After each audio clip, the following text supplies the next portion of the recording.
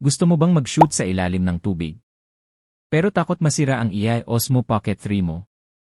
Ordinary case. Madaling tumaas ang pressure, lumabo ang footage, at delikado sa camera. Minsan, kailangan pang tanggalin para makontrol ang camera, ang hassle. Ito ang waterproof case for AI Osmo Pocket 3. Tested up to 45 meters underwater, swak sa diving, snorkeling, at surfing. Flat-tempered glass lens, malilinaw na shots, distortion-free. Corrosion-resistant buttons, touchscreen control kahit sa tubig. Seamless sealing, walang leak, safe sa water pressure. Perfect fit, stable, secure, at pangmatagalan.